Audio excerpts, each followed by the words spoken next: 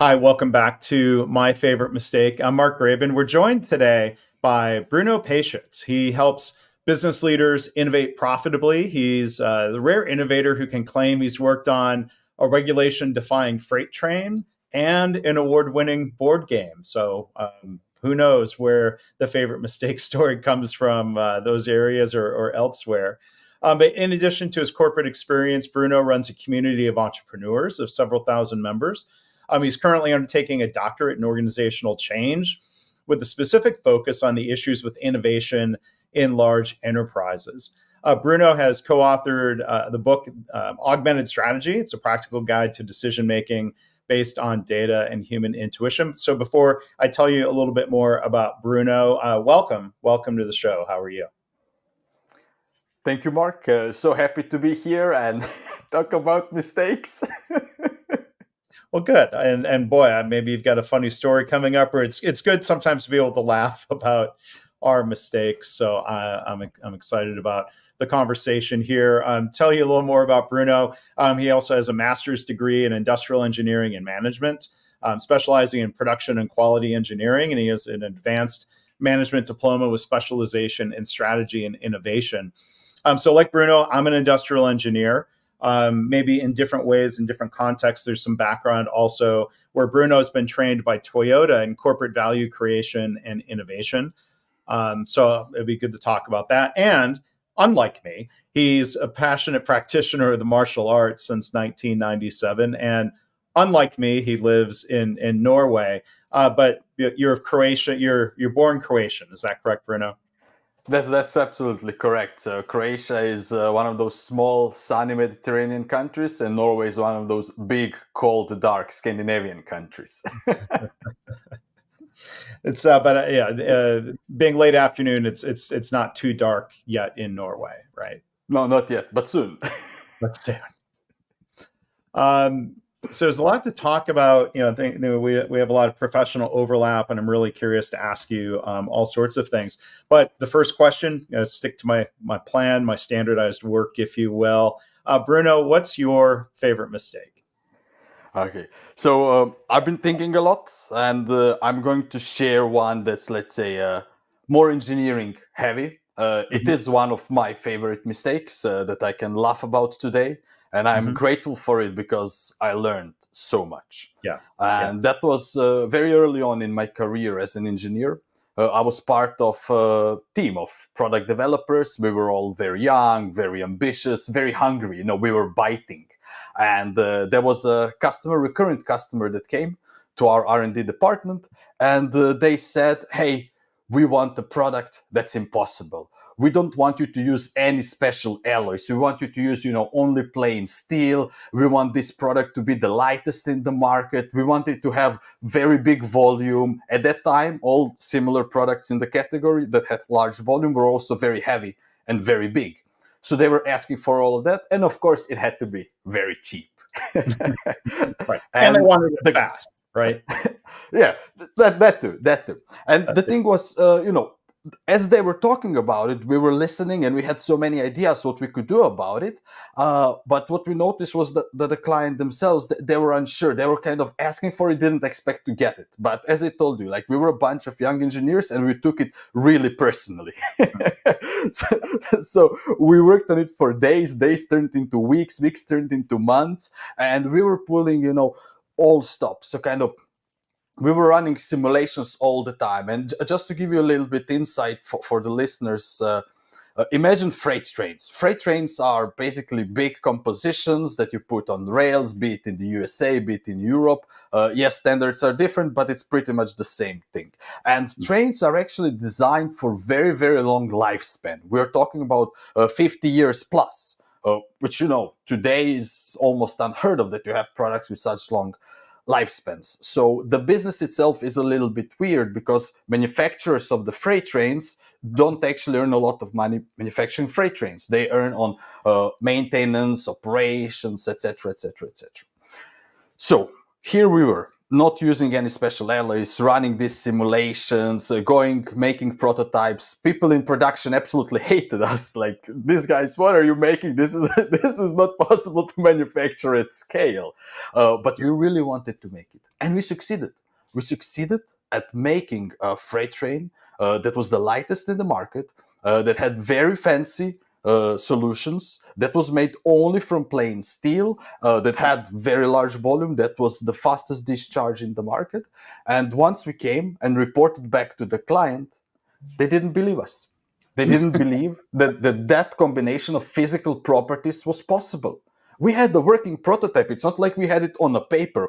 Like, we spent 2 weeks in full hazmat suits working with cement powder to see if it's discharging properly, you know? And here we have a person not believing their own eyes. So it's not like we're promising them something on a computer. We are showing them, hey, here is the prototype. And they didn't believe us. And the rest of the market didn't believe us. So I was there standing, my education, my master's in engineering, my years of studying and preparing to be this engineer, I did everything I knew. People I worked with did everything we knew to design the best possible product, and the buyer doesn't want to buy it because they don't believe it's possible. And to me, it was mind-blowing at that time. And why I say I'm so grateful for it today is because it made me realize that innovation, even improvement, product development, isn't just about product, just about the process. It's so reliant on that human side, how we perceive reality, what we consider to be valuable. Like in Lean, if you want, we always talk about value, but what is value? It is almost a nebulous concept. It is subjective concept. It is difficult to put objective measure of value. There can be objective measure of value agreed between two parties, but that doesn't mean that it will be the same measure of value for some third party, even if you're in the same market. Wow. I'm just gonna pause here for a moment to take a sip of water. Yeah, well, that's a fascinating story. I've certainly got follow-up questions. So, I mean, gosh, did that potential customer, the company that had asked for this, like, did they share the belief that it wasn't manufacturable at scale, or did they really just believe the design was? What did they think? I mean, I'm just curious to hear more about, like, what about it? Like you said, because it was there and it rolled down tracks, right? It didn't just sit. Yeah, it rolled everything. We used a lot of non-standard solutions, so it definitely, you know, it wasn't. It was more like engineer to order in manufacturing parlance. It wasn't, manufactured to stock or something. So it was not a mass production, but it was also, you know, you have a potential client asking for a bespoke solution, so you prepare a bespoke solution. It was kind of. Well, I cannot go now too much into negotiation specifics. That would be NDA territory. But what I can say is that what ended up is we took our prototype and we paraded it basically for 2 years on all the fairs, relevant fairs, and people did love it. And eventually, you know, sales started trickling in. But as you know, with any engineering improvements, you know, get good enough engineers, they're gonna reverse engineer it, and that is what happened, because we used a lot of mechanical engineering tricks. We played a lot with angles. Usually to get that manufactured at scale, you would just create a plain shell and you would just, you know, produce them massively and just put them on a wagon. While we said, okay, we will not do that. We are actually going to carefully calculate every angle, so we both reduce the weight of the train, but that we also increase the speed in which it discharges, because it discharges on the bottom. So we were paying a lot of attention to these details. And as I said here, I learned another lesson that actually I realized just now as I'm speaking with you, and that is our age played to our advantage, or not age, but later our inexperience played to our advantage, because we were not we were experts in making freight trains. We were not experts in discharging powder. So we had to go and learn how to discharge powder, and we didn't have preconceived notions on, you know, established solutions for doing that. Of course, we looked into them, but we quickly realized, hey, that's actually a bottleneck. Right. So that allowed us to kind of play more with that. But as I said, after 2 years of parading it around, you get few engineers into it, take some pictures, make some measures, and then when competitors start showing up, oh, now it's plausible. Now we can start buying. Wow. Had you already moved on from that work by the point that it actually started selling, or were you still involved in that industry? Yes. So that I moved on. That was such a long process, as I told you. So kind of we were designing it, we were prototyping it. That by itself wasn't so long, which to me was fascinating. A lot of people that are talking today, they're inspired by this lean startup, agile methods, etc., and they think this quick prototyping is only for digital products or intangibles. That isn't true. Like, we were prototyping like crazy with these are huge things. We are talking about tons of steel. Of course, you do not start prototyping 50 tons of steel tomorrow, but you have paper prototype, you have drawing prototype, you have simulation prototype, you have 3D models. So it's kind of, it's iterative all the time. And we were moving really, really fast. In this case, what was also really exciting was that you have a freight train that has to be the same security measures as a nuclear power plant. According to EU regulations. So you have a chunk of steel that's transporting powder that you must design so it meets the same safety regulations as a nuclear power plant. So that was an exciting challenge as well. Yeah. I love the point about, you know, the lack of experience helping you innovate and maybe challenge the way it's always been done, or not being too beholden to certain assumptions that you see innovators in other industries taking that same approach of like, let's take a fresh look and see what comes of it. But I think maybe the final follow-up question I wanted to ask you, Bruno, around this story was thinking about the process. I heard you describe them throwing some specifications over the wall, as they say, and then you worked on it, and you prototyped and you iterated and you had something that worked. And like you said, they didn't believe it.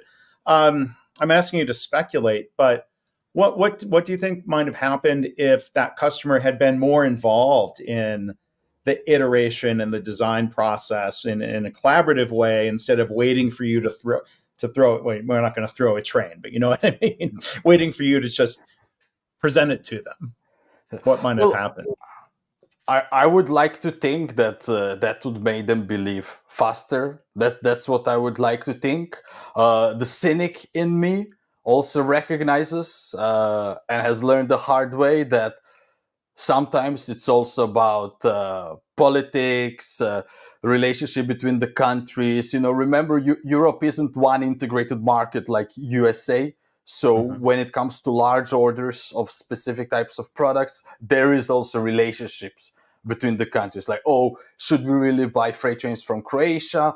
If we buy 200 from Czech Republic, we're also going to get that and that. Or if we go to, I don't know, Poland and get that specific type of product, we might also get discount on XYZ. So there is always more to the story. And this is, I'm realizing this is also another lesson I took from that project, like to be attentive to kind of bigger picture that's happening out there, because it's relationships between the things that can sometimes unlock the magic, and they're not always obvious. Yeah. And as engineers, we might have blind spots to matters of politics. In this case, maybe, you know, regional politics, organizational politics, relationships. I mean, there's so many stories in the history of innovation and entrepreneurship of a great technical solution somehow not finding its way in the market. So you're not alone. Unfortunately. Yeah. And now I know you're not alone, and your involvement nowadays. I want to shift and talk a little bit about your involvement with lean startup methodologies, and it's blurry behind you, but I recognize the colors and the titles amongst your lean and Toyota books. I see Eric Ries's books, The Lean Startup and The Startup Way. When you and I talked previously, I can't help but ask you about this, Bruno. You mentioned what might have been a mistake in your initial assessment of the lean startup concepts. If you wouldn't mind telling us about that and maybe how you evolved there, because obviously you're now a big proponent of these approaches. Yeah. Of course, I'd be happy to. And it's those are happy little mistakes, right? That we're proud to share. So, well, lean startup. When we think about it, it came up around 2008, late 2007. Eric Ries started blogging about it, etc. And by that time, I really liked lean manufacturing, Toyota production system. I was gobbling up, all the books, all the work, everything. I couldn't travel to USA, so I tried to grab whatever I could find in Croatia or in the region. And lean startup was one of those terms that popped up, and I chose to ignore it because at that time it was pretty crazy in the lean world, I would say. There was like lean wardrobe. Okay, 2-second lean is fine for Paul Akers. There was some useful stuff, but there was a deluge of lean plus something. And to me, lean startup seemed also like, okay, what is this? I'll just let it go, and if it survives for a few more years, then it may be worth it. Because I've always been of the opinion, if it's good, it's going to come back. Because you see in the history, like you said, ideas don't find market, but then later they find market from somebody else. Right. To me, it's the same thing with concepts like in the lean world that we have. If they're really good, they kind of research again and again and again. Maybe not the same name, maybe not the same people, but they're going to come up. So It was around, I believe, it was much later. It was 2016. That I looked again into the movement, and perhaps it was me being more mature at that time. I recognized that in lean startup, there is a set of processes and procedures for product and business development that are integrated and that are so lightweight that you can teach them and people can use them even without big technical background. Because if you look at, for example, a lot of things that came from the lean movement and associated quality movement, like quality function deployment, design for Six Sigma, lean product and process development, all amazing processes, set-based concurrent engineering, TRIZ, theory of inventive problem solving, all great, but all very engineering heavy. So if you brought them, let's say, I don't want regulars doesn't sound very nice, but if you brought it to your colleagues who do not have engineering background, it was overwhelming. Like, what are 7 matrices I need to fill out? And it's like, how do I read this? It's going in all those directions. And then you had processes like lean startup that was very lightweight. Decide what you want to learn, create some prototypes so you learn it as quickly as possible and try to spend as little money. And in parallel, you had the design thinking developing, which was also kind of put yourself in the customer's shoes, speak with people, try to make sense out of it. So you had these very, very lightweight approaches that get you almost the same results as those very traditional, very power-oriented approaches with existing structures that demand a lot of work. And that also, frankly, came with a lot of elitism. So it's kind of, people in those circles expected you to do it in that specific way and no other way. And if you transgressed, you were punished. And you had lean startup design thinking, which were much more inclusive, as attested by their massive spread as grassroots movement. But now I'm going like in all the directions. Yeah. Well, a couple comments. I mean, I was part of that deluge of lean something. 2008, that exact time frame you were talking about was the first edition of my book, Lean Hospitals. Not to get sidetracked on that, but I can understand, and this has happened a lot in healthcare, where people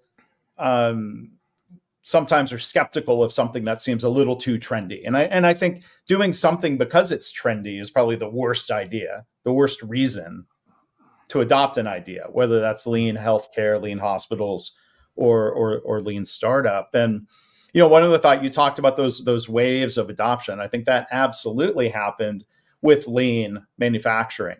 From in the 80s, people kind of learned about it in certain ways, and then there was a wave in the 1990s, and a wave, like each wave, I think, brought better levels of understanding of kind of like the total package of what these ideas are approached. So what these ideas are built upon. So I think sometimes, if an organization's waiting for the second wave, they might get kind of what has been collectively evolved into a better version of the methodology. So I know I threw a lot of thoughts and reactions back at you, but I'll invite, if you've got other thoughts to share about any of that.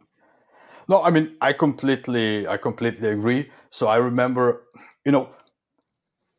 you were on the inside. A lot of that was happening in USA. I'm younger guy in Europe, kind of, I felt like standing from the side, and I tried to grasp. As I said, I'm a Croatian, so I did grow up and I studied in Croatia, then I studied in Norway as well. And I got lucky to do some training with Toyota. And before that, I was studying a lot lean manufacturing, so I had some specific expectations. Toyota, finally, like, wow, I'm coming to the source. And then I get lectured about Japanese toilets, and I'm like, what? What? Yeah, I don't understand. Like, I asked this guy, what lean? He's lean. And he has translator. What's this kid talking about? And I'm so confused. And then later, as I started digging into more and more, then I realized, okay, there were so many different waves. And as you said, in the 18s, different books got translated, but only few actually picked up on becoming popular. And then those made it into the main body. And then it turned into a business. And then it got merged with Six Sigma. And then we got that abomination Lean Six Sigma. That has nothing to just do to interrupt for a second, I don't think it was the lean people who grabbed Six Sigma. I think it was the other way around. I think everybody in Lean knows that. So yeah, it's kind of, it's abominable. But that's not to say that I don't like engineering statistics and the core quality. I think those were brilliant. Like wow, that core has survived to today. I think it's underappreciated, and I'm actually using a lot of those traditional quality tools, Ishikawa 7 quality tools, basic statistics, classification, etc. I use it in my innovation work all the time. Those tools are so simple, but they allow you to explore large data sets without extensive statistical training, which is very, very helpful, even in the time of big data and AI. ChatGPT, please interpret this for me. Yeah. Well, I'm glad this isn't a debate or argument show, because we're agreeing on a lot of things. But there's similarity in our backgrounds, in our training, and I wanted to ask you a little bit more, perhaps, about what you learned from Toyota. And I think there's often this misunderstanding or an assumption. People associate Toyota and lean manufacturing or the Toyota production system as being really rigid, highly structured, only appropriate to highly repeatable, high volume processes. And again, I think that's incorrect.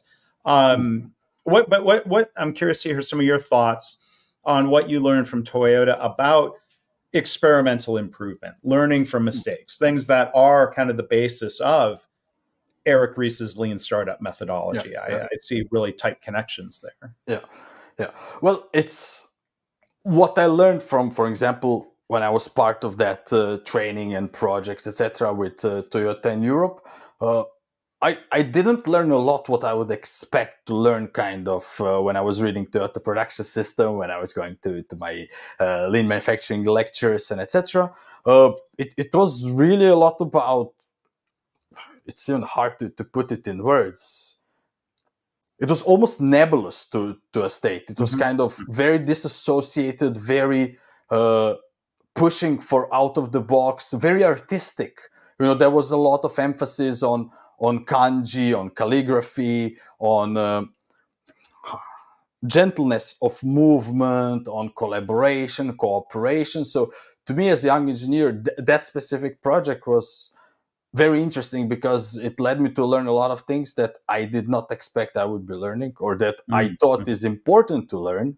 Because during that project, I made one of mistakes that are not my favorite. I'm ashamed of that mistake, but it made me better today. So as part of that, because that was a student project, so they were gathering students from different universities and different faculties. So it wasn't just engineering students. You had chemical students, you had students from philosophy, from social studies, from marketing, art schools, etc. And because at the end of the day, we were asked to come up with car concepts, and we were working in teams, and we were discussing that. And I remember, so as we were coming up with concepts, one person came up with this specific concept, and I said, this is so stupid, you shouldn't even have recommended it. And you know, I could say, okay, he was young, he was an engineer and all of that, but later on, I realized, you know, I heard that person with my comment. Like I made a person cry because of my feedback. And that was not my intention. My intention was to disagree with the proposed concept, not to hurt the person. So I do not regret disagreeing with the concept. I regret hurting the person. But I'm thankful, I'm grateful that I recognized what I did. So then, you know, through years of work and working on that, I became better at giving feedback. I realized, and today I like to say, you know, go hard on ideas, but always gentle with people. So it's like, I might disagree with something that Mark said, but I'm going to be attacking what Mark said. I'm not going to be attacking Mark. I must always respect Mark to the maximum. I have to take that into consideration. And that's why I love when working with ideas, concepts, whatever. I like putting them on paper, whiteboard, pick your thing. And then you and I together, we're gonna beat up that paper. You know, we're gonna take this idea and we're gonna crumple it and we're gonna throw it into garbage. We're gonna go hard on it, but always respectful to each other. And I think in retrospect, when I look at, for example, Toyota production system and how they came together and worked on the manufacturing line, you know what they say, respect for people. Like, they never attack the person who made the mistake. They aggressively attack what was the problem. That's that same thinking, except I had to learn it the hard way. Well, I mean, Bruno, I appreciate you telling that story, you know, especially, you know, and I understand I can appreciate the feelings around that, where you said it was a mistake you were ashamed of. I appreciate you sharing that anyway. And more importantly, you know, we'll, as we try to do here on the podcast, celebrate your recognition of the mistake and learning from it. Because some people repeat the same mistake over and over again. Or if someone gets upset, they'll blame that person and say, like, well, look, I was just being honest. They should toughen up. Instead of, I think, reflecting. I appreciate you thinking about, well, what does respect for people mean? It doesn't mean, I mean, it means we can challenge people, but like you said, do so in a way that's respectful. And I could even see, like, there's this gray area where someone might say, well, that's a stupid idea. But the receiver of that message hears, wait, they called me stupid. You know, I mean, we can't always have that. And that's why I think words and approach matter. You know, the Toyota people might ask challenging questions to try to maybe lead someone to draw their own conclusion of, okay, we might not use the word stupid, but okay, yeah, we're going to crumple that up and throw it away. We can be a little bit more helpful, I think, instead of just saying, well, I know best, I know it's stupid. Because the person saying it's a stupid idea could be wrong too. Absolutely. That could be a different mistake.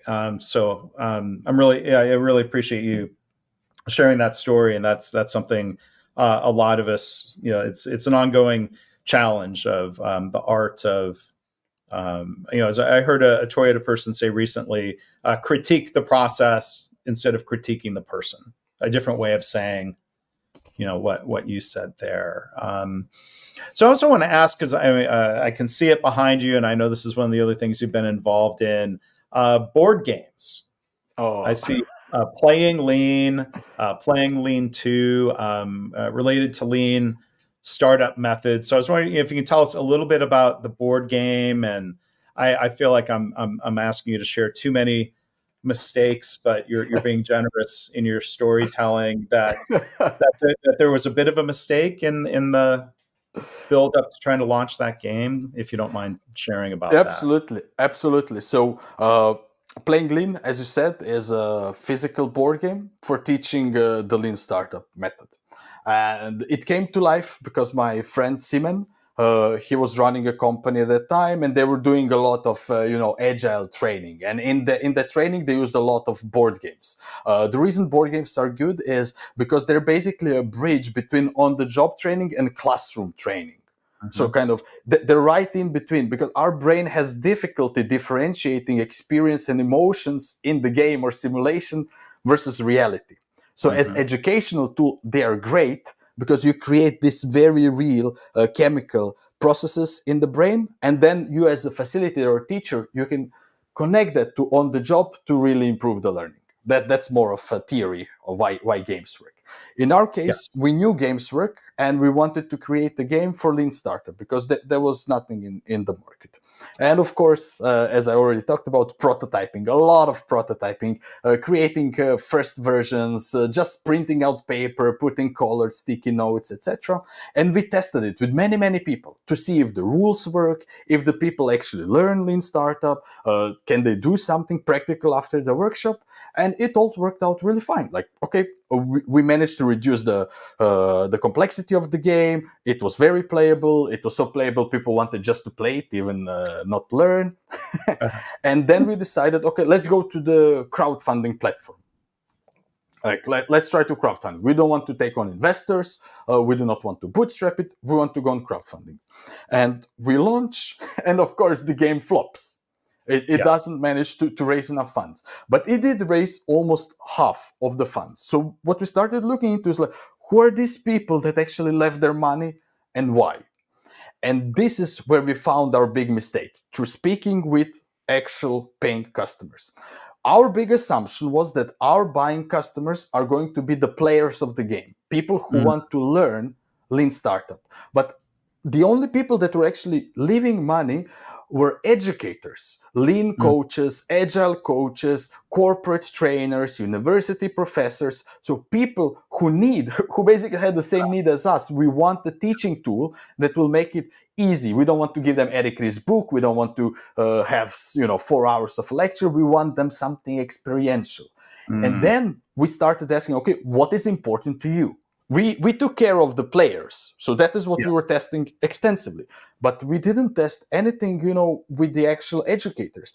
And this is where we learned, for example, it has to have top-notch supporting materials. Rulebook must be very understandable. There must be slides that they can reuse and easily adjust, put their logo, a university logo, whatever.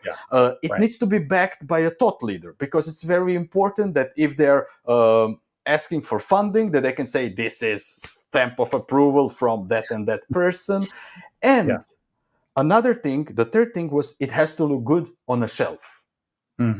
Like, you shouldn't be ashamed of it. Because if you think about a lot of Lean games, and I'm trying not to throw any shade, a lot of them look horrible. It's like, it's not even stock art. It's clip art. Kind of clip art, just printed. A lot of them are not even games. So we partnered with actual, not an illustrator, but a professional who is an agile professional, innovation professional, who is also an artist. So we had, the whole package, and we made something that is also aesthetically pleasing.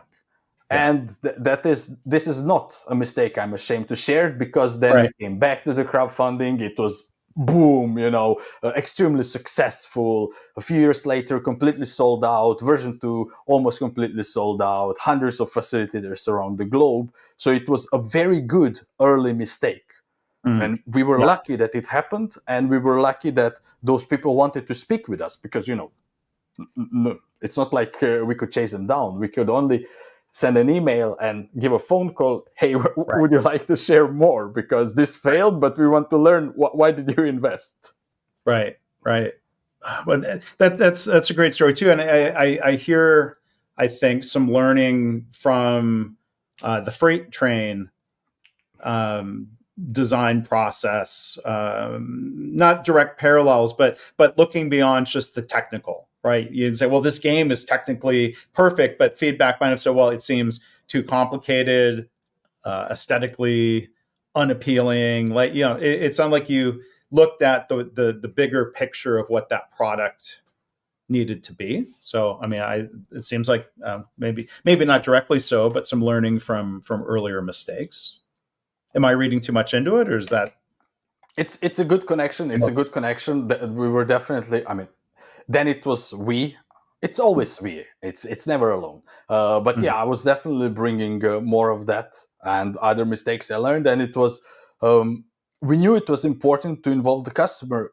Here, I wouldn't say that we made the mistake of not involving the customer. We made the mistake of not recognizing the other customer or the right customer. And that is one of the big lessons of the lean startup itself, like pivot, but pivot based on data and insight. And one of the things when we set out to make the game, we said it is a game about teaching lean startup. It should only be developed using lean startup principles. So like that's why we were testing so much. And in a way, it was good that we made this mistake, because then within the game itself, we have a good teaching story. Like we can literally point out to, hey, this is a very good example where you have multiple customer segments, and why it is critical to, as early as possible, test with all of them and realize who are actually end users and who are actually economic buyers, because they might not be one-to-one, and you have to satisfy both if you want to create a successful startup, venture, business, etc., etc., etc. Yeah. I think it's interesting to look at that assumption that you were testing in the marketplace, the assumption of who was going to be buying it, and you know, likewise recognizing a problem with the assumption and learning and adjusting or pivoting, because you know you had the contact information of the people who bought. The one challenge is I think you probably never get the contact information of the people who decided not to buy, to get their feedback. But it sounds like if I hear you right, when you went back and it sold out, and it sounds like you adjusted based on feedback from the early buyers, not trying to not continuing to chase the ones you thought were going to be the buyers. Is that correct? That's absolutely correctly, and you're very correct. Maybe it was the wrong mistake. Maybe if we focused on the ones that decided not to buy and tweak the product to meet their needs, maybe it would have been a completely different story. But unfortunately, no crystal balls. Well, sure. And so I wasn't trying to say it was a mistake. I think it's just that fascinating challenge of you can talk to the people you have the contact info from. It would be a different process to try to invite contact from people who decided not to buy. That would be a different process. And again, like maybe you stumbled into exactly the right market, because it's quite possible that trainers, consultants, educators would you know, they required more content, like you said, but maybe they're willing to pay a much higher price than a consumer board game purchase, you know. That is 100% correct, because the product for them is almost 10 times more expensive. And it should be many times more valuable. Back to, as you mentioned earlier, the lean concept of, you know, value is defined by the customer, and people get in trouble saying, well, we have to charge this price because here's how much it cost us to develop it. Like, the market doesn't care. No. We went simple. We said for playing lean board game, getting like facilitator training and getting the board game, it has to pay back after doing one playing lean workshop.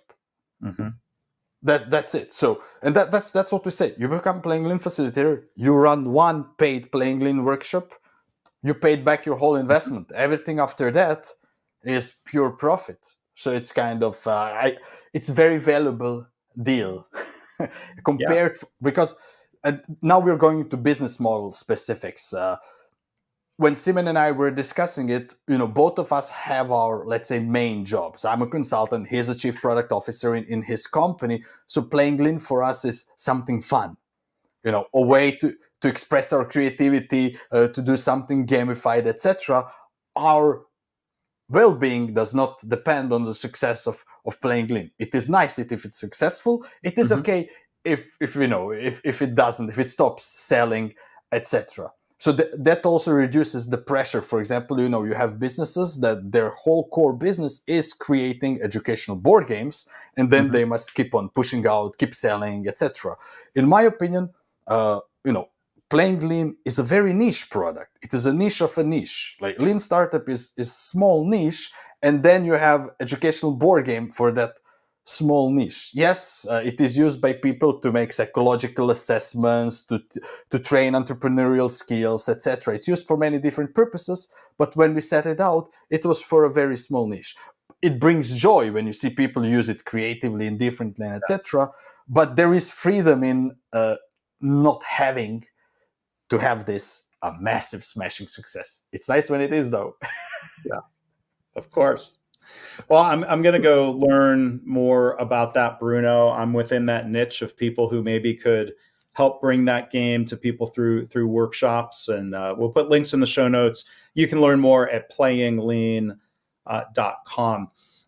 Bruno, this has been a lot of fun. I appreciate you being willing to share so many stories with us and the reflections and the lessons learned. I want to thank you for your willingness to share. And Mark, thank you for inviting me, and thank you for creating space for discussing mistakes. Yeah, well, I'm glad to do so.